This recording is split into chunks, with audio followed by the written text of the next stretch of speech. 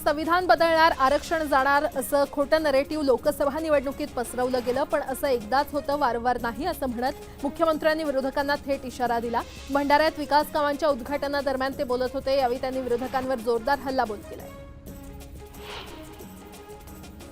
रामटेकमधील भाजपचे माजी आमदार मल्लिकार्जुन रेड्डी यांनी मुख्यमंत्री एकनाथ शिंदे यांची भेट घेतली। भंडाऱ्यातील कार्यक्रमानंतर दोघांमध्ये चर्चा देखील झाली, त्यामुळे मल्लिकार्जुन रेड्डी शिवसेनेच्या वाटेवर असल्याच्या चर्चांना उधाण आले। शरद पवारांनी निवडणूक आयोगाकडे पिपाणी चिन्ह कुणालाही देऊ नये अशी मागणी केलेली आहे। यावर अमोल मिटकरींनी प्रतिक्रिया दिली आहे। आगामी विधानसभा निवडणुकीत मतदारांमध्ये संभ्रम निर्माण होऊ नये यासाठी निवडणूक आयोगाला शरद पवारांनी पत्र दिलं असावं असं मत व्यक्त करत पवारांना पिपाणीची धास्ती का असा सवाल विचारत मिटकरींनी पवारांना टोला लगावला।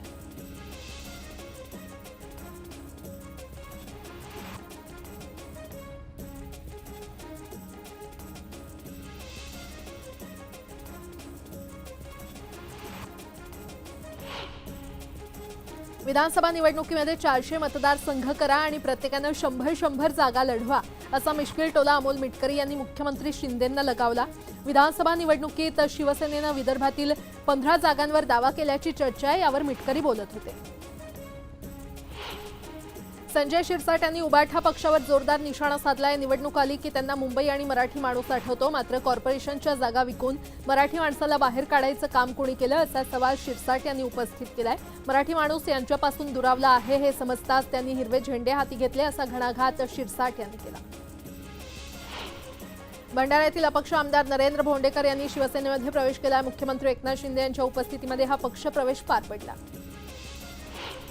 मुख्यमंत्री एकनाथ शिंदेंनी नरेंद्र भोंडेकर यांचा आदर्श आमदार म्हणून उल्लेख करत त्यांची पाठ थोपटलेली आहे। आमदार कसा असावा तर नरेंद्र भोंडेकर यांच्यासारखा असावा असं एकनाथ शिंदेंनी म्हटलं। अमरावतीचे नवनिर्वाचित खासदार बळवंत वानखेडे यांनी अनिल बोंडे आणि रवी राणांवर टीकास्त्र डागलेलं आहे। रवी राणा आणि अनिल बोंडे हे मगरीचे अश्रू गाळतायत। बोंडे आणि राणांनी माझा अवमान थांबवावा असं बळवंत वानखेडेंनी म्हटलंय। खासदार उदयनराजे भोसले यांनी साताऱ्यातील कराडमध्ये विजयी आभार मेळावा घेतला। यावेळी उदयनराजेंनी निळू फुले यांची नक्कल केल्यानंतर उपस्थितांमध्ये एकच हर्षा पिकला। बिद्री साखर कारखान्यावर उत्पादन शुल्क विभागाने केलेल्या कारवाईनंतर आमदार केपी पाटील आक्रमक झाले। आमदार प्रकाश आबिटकर यांच्या सांगण्यावरून कारवाई झाल्याचं म्हणत कारखान्याच्या प्रगतीमध्ये आबिटकर खोडा घालत असल्याचा आरोप त्यांनी केला। तर येत्या विधानसभा निवडणुकीमध्ये आबिटकरांविरोधात निवडणूक लढवणार असल्याचंही त्यांनी स्पष्ट केलं। बिद्री कारखान्यावरील कारवाईनंतर आमदार केपी पाटलांनी महायुती सोडण्याचे संकेत दिलेत। लवकरच मेळावा घेऊन पुढील दिशा ठरवणार असल्याचं त्यांनी स्पष्ट केलं। जनतेचा कल महाविकास आघाडीच्या बाजूने असून जनता हाच माझा पक्ष आणि चिन्ह देखील असल्याचं केपी पाटील म्हणाले। नाशिक शिक्षक मतदारसंघातील उमेदवारीवरून महायुतीमध्ये वाद पेटलाय। महेंद्र भावसार यांच्या उमेदवारीवरून शिवसेना आणि राष्ट्रवादीमध्ये मतभेद सुरू आहेत। दरम्यान महेंद्र भावसार यांना एबी फॉर्म दिला हा पक्षाचा निर्णय असून तुम्ही इतकी कामं केली म्हणता मग मुख्यमंत्र्यांना प्रचारात का उतरवता असा सवाल विचारत छगन भुजबळांनी शिवसेनेला टोला लगावलाय। विधान परिषदेच्या 2 जागांसाठी अजित पवारांच्या राष्ट्रवादीकडून चाचपणी करण्यात येते। एका जागेसाठी परभणीच्या राजेश विटेकर यांचं नाव जवळपास निश्चित असल्याची माहिती आहे, तर दुसऱ्या जागेसाठी माजी खासदार आनंद परांजपे आणि शिवाजीराव गर्जे यांच्या नावांची चर्चा आहे। राष्ट्रवादीच्या कोट्यातून 2 आमदार विधान परिषदेवर जाणार आहेत। राज ठाकरेंनी प्रदेश दौऱ्यावर जाण्याआधी मनसे कार्यकर्त्यांची बैठक बोलावली होती। या बैठकीमध्ये त्यांनी कार्यकर्त्यांना आणि पदाधिकाऱ्यांना जुलैच्या पहिल्या आठवड्यात प्रत्येक विधानसभेच्या आढाव्याचा अहवाल द्यावा असे आदेश दिले। आज झालेल्या सुनावणीमध्ये अरविंद केजरीवाल यांना दिलासा मिळालेला नाही। स्टे अर्जावर उच्च न्यायालयाच्या आदेशाची त्यांना वाट पाहावी लागणार आहे। सुप्रीम कोर्टात या प्रकरणी बुधवारी सुनावणी होणार आहे। राहुल गांधी यांनी पंतप्रधान मोदी आणि अमित शहा यांच्यावर टीका केली आहे। मोदी आणि शहा संविधानाला धक्का पोहोचवण्याचा प्रयत्न करतायत, मात्र देशात अशी कुठलीच ताकद नाही जी संविधानाला धक्का लावेल असा इशारा देखील त्यांनी यावेळी दिला। छत्रपती संभाजीनगरमध्ये मराठा संघटना आक्रमक झाल्या। मनोज जरांगे पाटील यांच्या अंतरवालीतील उपोषणाला विरोध केल्यानं डॉक्टर रमेश तारक यांच्या तोंडाला काळं फासण्यात आलं। झुंजार छावा संघटनेच्या कार्यकर्त्यांनी आधी सत्कार करून रमेश तारक यांच्या तोंडाला काळं फासलं। काळं फासल्याच्या घटनेनंतर डॉक्टर रमेश तारक यांनी प्रतिक्रिया दिली आहे। मी जरांगे यांच्या सोबतच आहे, फक्त गावात तेढ निर्माण होऊ नये यासाठी निवेदन दिलं, त्याचाच राग मनात धरून आपल्यासोबत ही घटना घडल्याचं डॉक्टर तारक यांनी स्पष्ट केलं। मराठा आणि ओबीसी या दोन्ही समाजांचा प्रश्न सुटण्याच्या मार्गावर आहे, त्यामुळे कुणीही आंदोलनाला गालबोट लावण्याचा प्रयत्न करू नये. नेत्यांनी आणि आंदोलकांनी बोलताना कुणाच्याही भावना दुखावणार नाहीत याची काळजी घ्यावी, असं आवाहन मंत्री शंभूराज देसाई यांनी केलंय. ओबीसी उपोषणकर्ते लक्ष्मण हाके आणि नवनाथ वाघमारे यांना अज्ञात व्यक्तीकडून धमकीचे फोन आल्याची माहिती समोर आली आहे. त्यामुळे हाके आणि वाघमारे यांना पोलीस संरक्षण देण्याची मागणी ओबीसी कार्यकर्त्यांनी केली आहे. दरम्यान संरक्षण देण्याची कार्यकर्त्यांची भावना आहे. आम्ही असल्या धमक्यांना भीक घालत नाही, असं लक्ष्मण हाके म्हणाले. जरांगेंचा अभ्यास कमी आहे, त्यांनी आधी अभ्यास करावा. मुस्लिम समाजाला 25 वर्षांपूर्वीच ओबीसीतून आरक्षण दिलं, अशी टीका राज्याचे अन्न, नागरी पुरवठा व ग्राहक संरक्षण मंत्री छगन भुजबळ यांनी मराठा आंदोलक मनोज जरांगे यांना केली आहे. जरांगेंना आता मुस्लिम समाजातही सरसकट आरक्षण द्यायचं आहे का, असा उपरोधिक टोला लक्ष्मण हाकेंनी लगावला. जरांगेंना मागासवर्गीयांच्या अन्नात माती कालवायची आहे, अशी टीका लक्ष्मण हाकेंनी केली आहे. तसंच जरांगेंनी आधी मराठा आरक्षणाचा प्रश्न मार्गी लावावा आणि मग मुस्लिमांकडे जावं, असंही हाके म्हटले. मंत्री छगन भुजबळ यांनी मनोज जरांगेंवर पुन्हा हल्लाबोल केलाय. सर्व मराठी जरांगेंसोबत नाहीत, जरांगेंसोबत पिस्तूलधारी वाळू माफिया आहेत, अशी टीका भुजबळांनी केली आहे. तसंच जरांगेंना उदाहरणं उपमा समजून घेण्यासाठी शाळेत जाण्याची गरज असल्याचा खोचक टोला देखील त्यांनी लगावला. राज्यातील सर्वपक्षीय ओबीसी नेते हे त्यांच्या जातीचं आरक्षण वाचवण्यासाठी एकजुटीनं उभे राहिलेले आहेत, त्यामुळे मी एकटा पडलो असून आरक्षणाअभावी मराठा जात संकटात सापडले, असं मनोज जरांगेंनी म्हटलंय. तर आपल्या समाजाच्या लेकरांचं वाटोळं होऊ द्यायचं नसेल तर आपण सगळ्यांनी एकत्र राहिलं पाहिजे. त्यासाठी 6 जुलैपासून सुरू होणाऱ्या मराठा समाजाच्या शांतता जनजागृती रॅलीला मोठ्या संख्येनं उपस्थित राहा, असं आवाहन त्यांनी केलं. पंतप्रधान मोदींनी लोकसभा सदस्यत्वाची शपथ घेतली. दरम्यान स्वातंत्र्यानंतर सलग 3 वेळा विजय मिळाला, 3ऱ्या वेळा जनतेनं सेवा करण्याची संधी दिली, असं पंतप्रधान मोदींनी म्हटलंय. 10 वर्षात देशाचा विकास केला, आता पहिल्यापेक्षा 3 पट अधिक मेहनत करणार आणि सगळ्यांना सोबत घेऊन देशाची प्रगती करणार, असा विश्वास त्यांनी व्यक्त केला. आजपासून संसदेचं अधिवेशन सुरू झालं असून पंतप्रधान मोदींसह खासदारांचा शपथविधी सोहळा संपन्न झाला. यावेळी बुलढाण्याचे खासदार प्रतापराव जाधव यांनी मराठीमध्ये शपथ घेतली. यातून त्यांचं मातृभाषेवरील प्रेम दिसून आलं. अधिवेशनाच्या पहिल्याच दिवशी विरोधी पक्षांच्या वतीनं संसद परिसरात जोरदार आंदोलन करण्यात आलं. आम्ही संविधानाचं रक्षण करणार, अशा घोषणा देत सत्ताधाऱ्यांना लक्ष करण्याचा विरोधकांनी प्रयत्न केला. काँग्रेस संसदीय पक्षाच्या अध्यक्ष सोनिया गांधी आणि राहुल गांधींसह इंडिया आघाडीच्या खासदारांनी संसदेबाहेर घोषणाबाजी केली. विरोधी पक्षाकडून देशाची जनता चांगल्या गोष्टींची अपेक्षा करते, जनतेच्या अपेक्षा विरोधकांनी पूर्ण कराव्यात, असं वक्तव्य पंतप्रधान मोदींनी केलंय. देशाला जबाबदार विरोधकांची आवश्यकता असल्याचं पंतप्रधानांनी म्हटलं. राज्यात मुसळधार पावसाचा अंदाज हवामान खात्याकडून वर्तवण्यात आलेला आहे. कोकणासह मध्य महाराष्ट्रात मुसळधार पाऊस कोसळण्याची शक्यता आहे. मुंबई, पालघर, ठाणे आणि पुणे या जिल्ह्यांना येलो अलर्ट देण्यात आला आहे आणि पुढील 3 दिवसांसाठी हवामान खात्यानं पावसाचा इशारा दिलाय. त्याचबरोबर रायगड, रत्नागिरी, सिंधुदुर्ग, सातारा आणि कोल्हापूर या जिल्ह्यांना ऑरेंज अलर्ट जारी करण्यात आलेला आहे. छत्रपती संभाजीनगरच्या सोयगाव तालुक्यात जोरदार पाऊस झाला. सावळतबारा आणि डाभा सर्कल परिसरात मुसळधार पाऊस कोसळला. पावसामुळे नदी नाल्यांना पूर आला असून नागरिकांना सतर्कतेचा इशारा देण्यात आलाय. वाशिम तालुक्यातील काकडदाती आणि खरोळा परिसराला सलग दुसऱ्या दिवशी मुसळधार पावसानं झोडपून काढलंय. पावसामुळे शेतांमध्ये पाणी साचलं असून काही ठिकाणची शेती खरडून निघाली आहे, त्यामुळे शेतकऱ्यांवर दुबार पेरणीचं संकट निर्माण झालंय. तर नदी नाल्यांना पूर आल्यानं नागरिकांना सतर्कतेचा इशारा देण्यात आला. बुलढाणा शहरासह ग्रामीण भागात जोरदार पाऊस बरसला. गेल्या आठवड्यापासून जिल्ह्यातील काही भागात पाऊस झाला नव्हता, त्यामुळे शेतकरी पावसाच्या प्रतीक्षेत होते.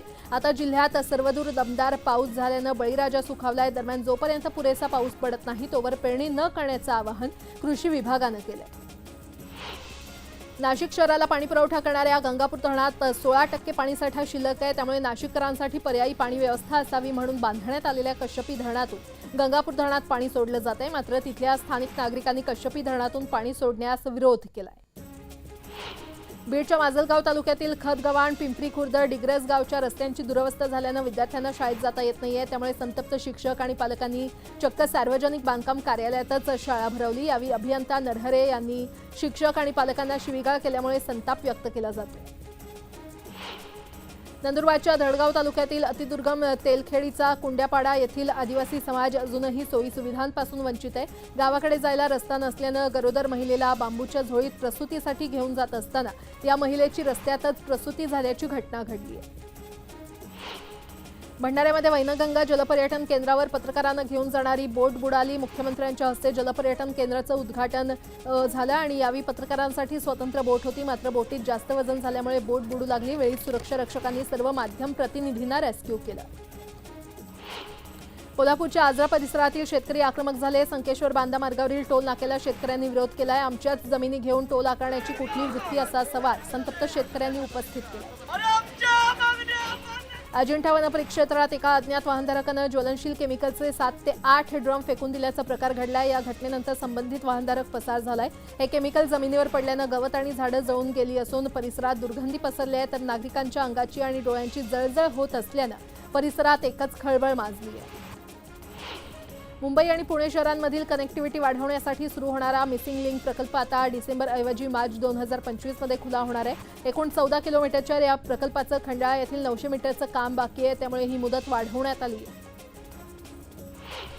कणकवलीमधील वरवडे गावातून वाहणाऱ्या गडनदी पात्रात दुर्मिळ पाणमांजराचं दर्शन झालेलं आहे। नद्या आणि खाड्यांमधील खडकाळ भागात यांचा अधिवास असतो। पाणमांजर हा प्राणी संरक्षित प्राणी म्हणून देखील वन विभागानं शेड्यूल 1 मध्ये समावेश केलेला आहे। एपीएमसी कांदा बटाटा मार्केटमधील पाईपलाईन कापल्यानं माथाडी वर्ग आक्रमक झालाय। माथाडी नेते नरेंद्र पाटील यांनी कांदा बटाटा मार्केटच बंद केलंय। सर्व माथाडी कामगार मनपा मुख्यालयावर मोर्चा काढणार आहेत। मनमाड मालेगावसह नाशिक जिल्ह्यातील विद्यार्थ्यांना गणवेशाची प्रतीक्षा आहे। शाळा सुरू होऊन 10 दिवस उलटून गेल्यानंतरही विद्यार्थ्यांना गणवेश न मिळाल्यानं त्यांना जुना गणवेश घालूनच शाळेमध्ये जावं लागतंय। रत्नागिरी नागपूर राष्ट्रीय महामार्गाच्या जमीन मोजणीसाठी आलेल्या अधिकाऱ्यांसमोर शेतकऱ्यांनी आत्मदहनाचा प्रयत्न केला। शिरोळ तालुक्यातील नीम शिरगाव इथे ही घटना घडली। कोयना जलविद्युत आणि धरण प्रकल्पग्रस्तांकडे शासनानं मागील 64 वर्षांपासून दुर्लक्ष केल्यानं कोयना प्रकल्पग्रस्त आक्रमक झालेत। शासन दरबारी समस्या मांडण्यासाठी कोयना प्रकल्पग्रस्त पावसाळी अधिवेशनात विधिमंडळावर मोर्चा काढणार आहेत। एअर इंडियाच्या विमानाला वारंवार उशीर होत असल्यानं प्रवासी संतप्त झाले। सकाळी 11:15चं एअर इंडियाचं मुंबई दिल्ली विमान अद्याप आलं नसल्यानं प्रवासी आक्रमक झाले। प्रवासी एअर इंडियाच्या अधिकाऱ्यांना सातत्यानं जाब विचारतात।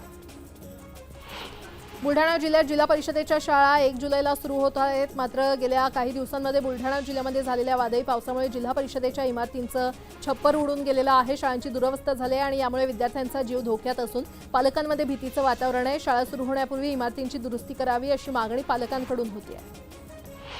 जळगावच्या पारोळा तालुक्यात शिरसोदे गावात वीज कोसळल्यानं 15 मेंढ्या दगावलेल्या आहेत, तर यात एक मेंढपाळ देखील जखमी झालाय। महसूल विभागाच्या वतीनं घटनेचा पंचनामा करण्यात आलाय। यावेळी नुकसानग्रस्तांना लवकरात लवकर मदत मिळावी अशी मागणी होती आहे। पुणे ड्रग्ज पार्टी प्रकरणी आता 8 जणांना अटक करण्यात आली आहे। पार्टीचा आयोजक अक्षय कामठेला देखील रात्री उशिरा अटक करण्यात आलेली आहे। या प्रकरणी आणखी 4घांचा शोध घेतला जात असून पार्टीमध्ये ड्रग्ज घेतलं गेलंय का याचाही तपास सुरू आहे। पुण्यातील एफसी रोडवरील नामांकित हॉटेलमध्ये तरुणांचा ड्रग्जची नशा करतानाचा व्हिडिओ व्हायरल झाला आणि पब्स आणि बारचा मुद्दा ऐरणीवर आला। केंद्रीय मंत्री मुरलीधर मोहोळ यांनी पुणे पोलीस आयुक्तांना या प्रकरणी कारवाई करण्याचे आदेश दिलेले आहेत। या ड्रग्ज प्रकरणात शिवाजीनगर पोलीस ठाण्याचे पोलीस निरीक्षक अनिल माने आणि सहाय्यक पोलीस निरीक्षक दिनेश पाटील यांच्यावर निलंबनाची कारवाई करण्यात आली आहे। पुणे ड्रग्ज प्रकरणावरून शंभूराज देसाई आरोपींना पाठीशी घालत असल्याचा आरोप रवींद्र धंगेकर यांनी केला होता। या आरोपांना शंभूराज देसाईंनी प्रत्युत्तर दिलंय। धंगेकरांकडे पुरावे असतील तर त्यांनी द्यावेत, उगाच बिनबुडाचे आरोप करू नयेत असं शंभूराज देसाई म्हटलंय। तसंच ड्रग्ज प्रकरणातील काही माहिती त्यांच्याकडे असेल तर तीही त्यांनी द्यावी, त्यातून जे दोषी आढळतील त्यांच्यावर कारवाई करण्यात येईल असं त्यांनी स्पष्ट केलं। पुण्यातील ड्रग्ज प्रकरणावरून भाजपनंही संताप व्यक्त केला आहे। सरकारचं काम करत आहे, मात्र प्रशासकीय अधिकारी हलगर्जीपणा करत असल्याचा आरोप पुणे भाजप शहराध्यक्ष धीरज घाटे यांनी केलेला आहे। उपमुख्यमंत्री फडणवीसांना भेटून पब संस्कृती बंद करण्याची मागणी करणार असल्याचं घाटे यांनी स्पष्ट केलं। पुण्यातील L3 बारवर दगडफेक करण्यात आली आहे। पतितपावन संघटनेकडून ही दगडफेक करण्यात आल्याची माहिती आहे, तर बारमध्ये तोडफोड देखील झाल्याचं समोर आलं। बीडच्या आष्टी तालुक्यातील बीड सावंगी ग्रामपंचायतीमधील गैरव्यवहार प्रकरणी ग्रामपंचायत सदस्यांचं पंचायत समितीसमोर उपोषण सुरू आहे। ग्रामविकास अधिकाऱ्यांची चौकशी करून तात्काळ कारवाई करावी अशी मागणी गावकऱ्यांनी केली आहे। माजी आमदार संदीप बाजोरिया यांनी यवतमाळ येथील पत्रकार परिषदेमध्ये वादग्रस्त वक्तव्य केलं होतं। याविरोधात बंजारा समाजाकडून तीव्र निदर्शनं करण्यात आली। बंजारा समाजातील नागरिकांनी रस्त्यावर उतरून संदीप बाजोरिया यांच्या प्रतिकात्मक पुतळ्याचं दहन केलं। गेल्या 10 वर्षांपासून अकोट-अकोला रस्त्याचं काम प्रलंबित आहे। हा रस्ता लवकरात लवकर पूर्ण करून नागरिकांची गैरसोय टाळावी या मागणीसाठी ग्रामस्थांनी जिल्हाधिकारी कार्यालयासमोर आमरण उपोषण सुरू केलं। किमान वेतन आणि अंशकालीन नावात बदल करण्याच्या मागणीसाठी परिचारिका संघटनेच्या वतीनं धाराशिव जिल्हा परिषदेसमोर आंदोलन करण्यात आलं। याच मागणीसाठी राज्यभरातील परिचारिका 1 जुलैपासून मुंबईच्या आझाद मैदानावर ठिय्या आंदोलन करणार आहेत। सारथी संस्थेतील प्रलंबित मागण्यांसाठी संभाजीराजे छत्रपतींचा स्वराज्य पक्ष आक्रमक झालेला आहे। धनंजय जाधव यांच्या नेतृत्वात स्वराज्य पक्षाचे कार्यकर्ते सारथी संस्थेच्या कार्यालयात घुसले। आमच्या मागण्या पूर्ण होईपर्यंत इथून जाणार नाही असा आक्रमक पवित्रा कार्यकर्त्यांनी घेतला। अहमदनगरमधील ऊस बागायतदार शेतकरी ऊसाचे बिल आणि त्यावरील व्याज वेळेवर मिळत नसल्यानं कर्जबाजारी झाले आहेत। त्यामुळे प्रहार संघटना आक्रमक झाली आहे। शेतकऱ्यांना त्यांची थकीत देयकं तातडीनं मिळावी, अन्यथा येत्या काळात ट्रॅक्टर ट्रॉली ट्रक भरून मंत्रालयावर मोर्चा काढू असा इशारा प्रहारनं दिलाय। यावल तालुक्यामध्ये शिधापत्रिका लाभार्थ्यांना स्वस्त धान्य दुकानदाराकडून कमी धान्य मिळत असल्यानं यावलमधील ग्रामस्थ आक्रमक झाले। स्वस्त धान्य दुकानदार परस्पर धान्य लाटत असल्याचा आरोप करत राष्ट्रवादी काँग्रेसच्या वतीनं आंदोलन करण्यात आलं। सांगली महापालिकेनं लादलेल्या पार्किंग कराविरोधात सांगलीकरांनी संताप व्यक्त केला आहे। थेट महापालिकेच्या दारातच आपली वाहनं पार्क करत भाजपच्या वतीनं महापालिकेसमोर आंदोलन केलं। आंदोलनामुळे महापालिकेच्या आवारात मोठी वाहतूक कोंडी झाल्याचं पाहायला मिळालं। सोलापुरात मानधनवाढीसाठी विविध मागण्यांसाठी अंगणवाडी सेविकांनी मोर्चा काढला। हुतात्मा पुतळ्यापासून सोलापूर झेडपी गेटपर्यंत मोर्चा काढत त्यांनी गाजर दाखवत राज्य सरकारचा निषेध केला। धुळ्याच्या साक्री तालुक्यातील साक्री पिंपळनेर सटाणा रस्त्याचं काम गेल्या 4 वर्षांपासून प्रलंबित असल्यानं शिवसेना आमदार मंजुळा गावित आक्रमक झाल्या। प्रलंबित कामं त्वरित सुरू करा, अन्यथा उपोषणाला बसू असा इशारा मंजुळा गावित यांनी दिला। उल्हासनगरच्या छत्रपती शिवाजी महाराज चौकात 10 ते 15 जणांच्या टोळीने 21 वर्षीय तरुणावर जीवघेणा हल्ला केला। या हल्ल्यामध्ये अनिल कोरी हा तरुण गंभीर जखमी झाला असून त्याच्यावर मध्यवर्ती रुग्णालयामध्ये उपचार सुरू आहेत। तर पोलिसांनी 8 आरोपींना अटक केली असून उर्वरित आरोपींचा शोध घेतला जातोय। छत्रपती संभाजीनगर शहरातील सिडको उड्डाण पुलाखाली मध्यधुंद तरुणांनी तलवार घेऊन धुडगूस घातला। या प्रकरणी 2 तरुणांना मुकुंदवाडी पोलिसांनी अटक केली आहे। रोहित मोरे आणि विशाखा खरात अशी आरोपींची नावं आहेत। गुजरातचा कुख्यात लाकूड तस्कर नवसुभाई लोहार उर्फ पुष्पा वनविभागाच्या जाळ्यात अडकलेला आहे। यामुळे आंतरराज्य रॅकेट उघड झालंय। महाराष्ट्र गुजरात सीमेवरील नाशिक जिल्ह्यात असलेल्या जंगलामधील मौल्यवान अशा खैराच्या लाकडांची तस्करी करणाऱ्या पुष्पाला वनविकास महामंडळाच्या पथकानं अटक केली आहे। सिनेस्टाईल तस्करी करणाऱ्या या आरोपीला सिनेस्टाईल पद्धतीनंच वनविकास महामंडळाच्या जाळ्यात अडकलेलं आहे। जवळपास 198 वर्षांची परंपरा असलेली संत खंडोजी महाराजांची पालखी पंढरपूरकडे मार्गस्थ झालेली आहे। गुजरातच्या कुकरमुंडा येथून या वारीला सुरुवात झाली असून जवळपास 23 दिवसांच्या मुक्कामानंतर ही वारी पंढरपूरला पोहोचणार आहे। आरोग्याची वारी पंढरीच्या द्वारी या संकल्पनेतून यंदाही आषाढी यात्रेमध्ये महाआरोग्य शिबिर होणार आहे। गोपाळपूर, वाखरी, 3 रस्ता आणि 65 एकर अशा ठिकाणी हे शिबिर होणार असून यंदा सर्वाधिक रुग्ण तपासणी करून गेल्या वर्षीचा विक्रम मोडू असा विश्वास आरोग्यमंत्री तानाजी सावंत यांनी व्यक्त केला। त्र्यंबकेश्वरहून निघालेल्या संतश्रेष्ठ निवृत्तीनाथ महाराजांच्या पालखी सोहळ्यात नाशिक शहराचे पोलीस आयुक्त आणि कर्मचारी सहभागी झाले होते। यावेळी पोलीस आयुक्त संदीप कर्णिक यांनी निवृत्तीनाथ महाराजांच्या पालखीला खांद्यावर घेतलं। गळ्यात टाळ, मस्तकावरती वारकरी टिळा, डोक्यावर टोपी आणि गळ्यात गमछा घातलेले पोलीस आयुक्त जणू वारकरी झाले होते।